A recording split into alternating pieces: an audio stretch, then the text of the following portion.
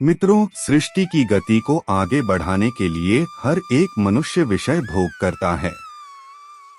लेकिन वह कहते हैं ना कि हर एक चीज की सीमा होती है और आवश्यकता से ज्यादा कोई भी चीज आपको सिर्फ विनाश की ओर ही लेकर जा सकती है। यही चीज हुई अमरावती के राजा ययाति के साथ। इतिहास का एक और रोचक किरदार जिसकी कभी न खत्म होने वाली विषय भोग की अभिलाषा उसे ले डूबी।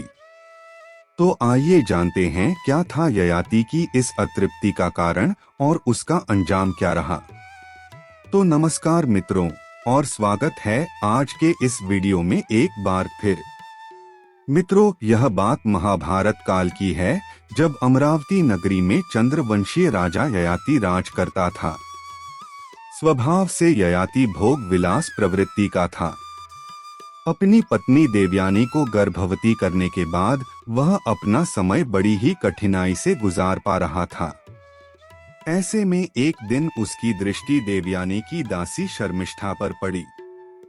शर्मिष्ठा कहने को तो एक दासी थी, लेकिन असल में वह भी एक राजकुमारी थी जो अपने पिता द्वारा किए गए वचन के कारण अपनी सखी देवयानी की दासी की हैसियत से महल के बाहर एक कुटिया बनाकर रहती थी।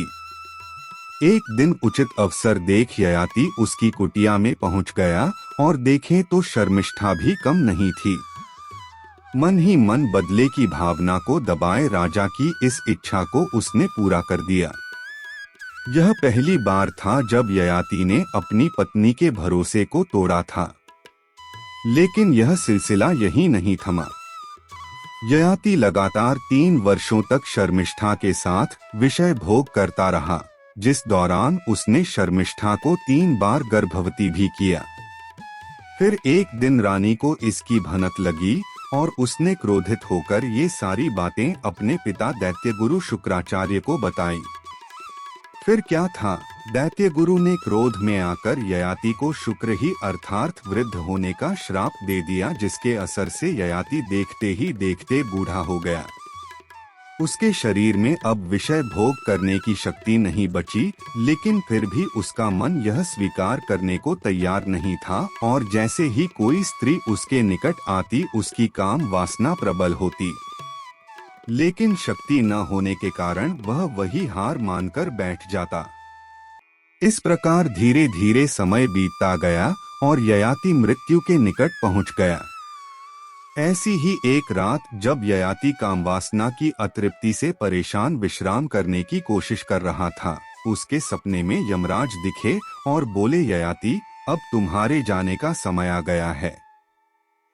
ऐसा दुस्वप्न देख ययाति विचलित हो गया और अगली सुबह उठते ही अपने ससुर से अपने खोए हुए यौवन और जीवन की भीख मांगने के लिए वह गुरु शुक्राचार्य के पास पहुंच गया।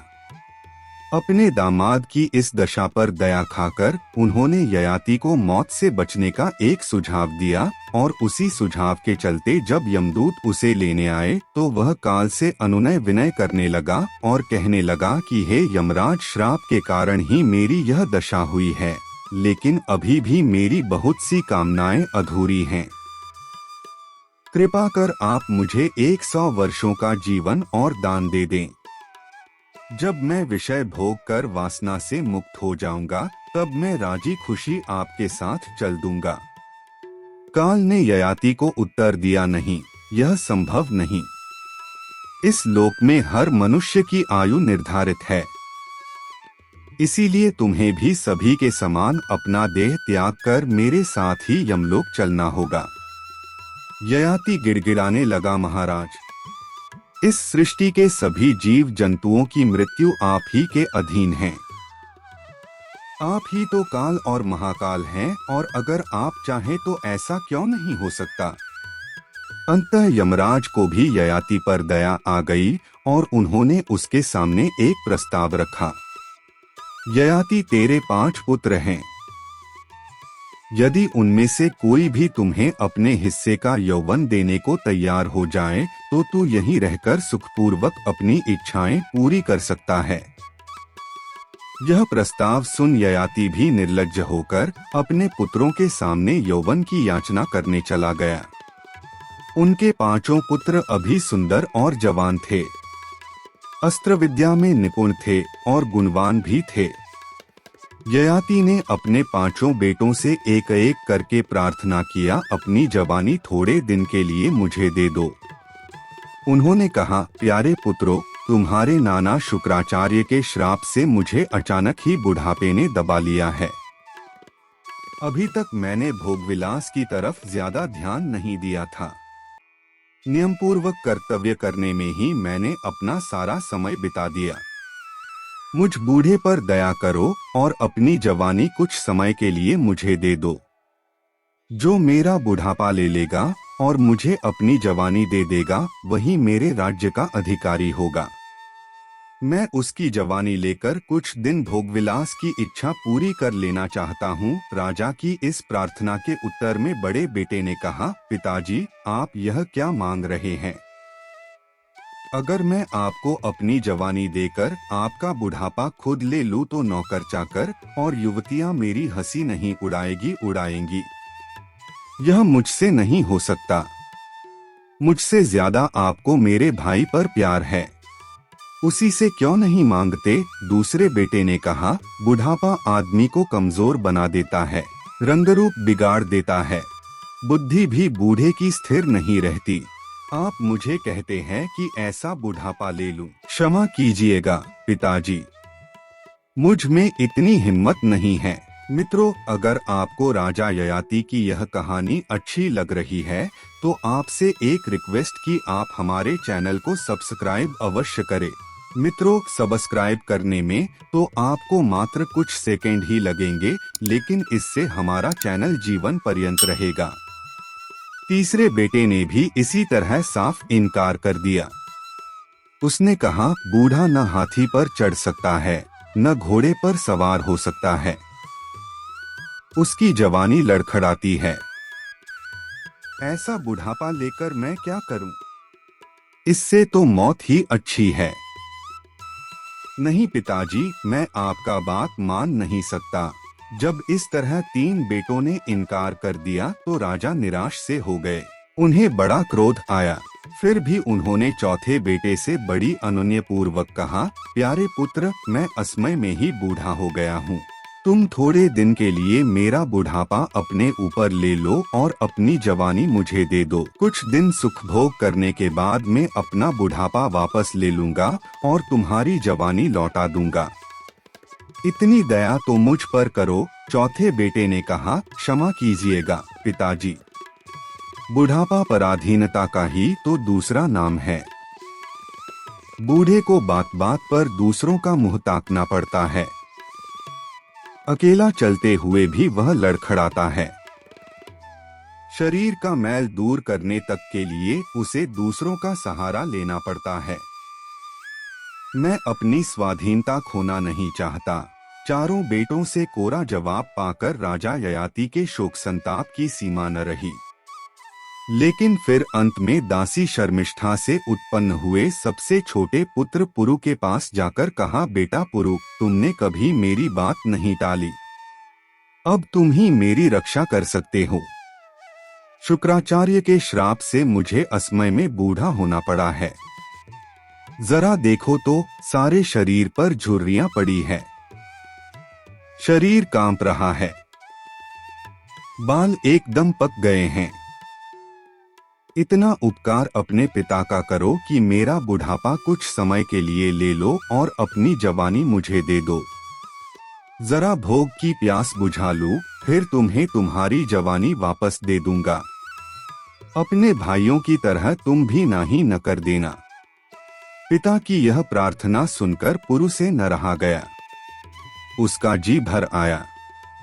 वह बोला, पिताजी, आपकी आज्ञा सर आंखों पर है। मैं खुशी खुशी अपनी जवानी आपको दे देता हूँ और आपका बुढ़ापा तथा राजकाज संभालने का बोझ अपने ऊपर ले लेता हूँ। ययाति ने यह सुनते ही पुत्र को प्रेम से गले लगा लिया। उसका यह त्याग देखकर यमराज पुरु को समझाने लगे, हे पुत्र, तुमने अभी देखा ही क्या है? क्या तुम इस संसार के भोग को भोगने की इच्छा नहीं रखते? पुरु ने उत्तर दिया, यमराज, सांसारिक भोगों की अधिक आसक्ति ठीक नहीं, और मैं अपने पिता की यह दशा देखकर यह अंदाजा लगा सकता हूँ कि अगर मैं भी इन आसक्तियों से आसक्त हो गया तो कल मेरी भी यही दशा होगी। पुरु की इस दूरदर्शिता का सम्मान करते हुए यमराज ने उसका यौवन ययाति को लौटा दिया। पुत्र से प्राप्त यौवन से ययाति एक बार फिर अपनी अंधाधुंध कामवासना को पूरा करने में लग गया, और कब इन सब में 100 वर्ष बीत गए उसे पता ही नहीं चला। फिर क्या था, एक बार फिर मौत उसके सामने आ खड़ी हुई। लेकिन पिछली बार की ही तरह इस बार भी ययाति काल से अनुनय विनय कर अपनी अतिरिक्त इच्छाओं का हवाला देने लगा, और उसने एक बार फिर 100 वर्षों की आयु को प्राप्त कर लिया। यह 100 वर्ष भी ऐसे ही बीत गए, और इस तरह करते करते मौत उसके सामने 9 बार आई, लेकिन उसे हर बार जीवनदान मिलता रहा। अंतत जब 1000 वर्षों तक भोग विलास करने के बाद भी उसे काम वासना से तृप्ति नहीं मिली, तब उसने पहली बार यमराज के सामने अपनी व्यथा को कह सुनाया, हे राजन, भोगों को मैंने नहीं बल्कि भोगों ने ही मुझे भोग लिया। ययाति ने अपने अनुभव से पुरु को भी यही उपदेश दिया कि भोगों की इच्छा उन्हें भोगने से कभी शांत नहीं होती। जिस तरह घी से आग और बढ़ती है, उसी तरह इस पृथ्वी पर जितना भी धन, जौ, स्वर्ण, पशु तथा स्त्रियां हैं, वह सब भी एक पुरुष के लिए पर्याप्त नहीं। ऐसा कहकर ययाति अपना सारा राजपाट और बचा खुचा यौवन अपने पुत्र पुरु को सौंप अपनी दोनों रानियों सहित वन में चला गया। उसने भृगुतुंग नामक पर्वत पर तपस्या की और वहीं पर अपने शरीर का त्याग किया। तो मित्रों, उम्मीद करते हैं कि भोग विलास की ज्यादा अभिलाषा आपको कहां तक ले जा सकती है, इसका अनुमान इस कथा के माध्यम से आपको हो गया होगा। आज यह वीडियो आपको अच्छी लगी हो तो इसे लाइक करने के साथ साथ शेयर अवश्य करें, और इस तरह की सभी आध्यात्मिक और धार्मिक कथाओं के लिए जुड़े रहें।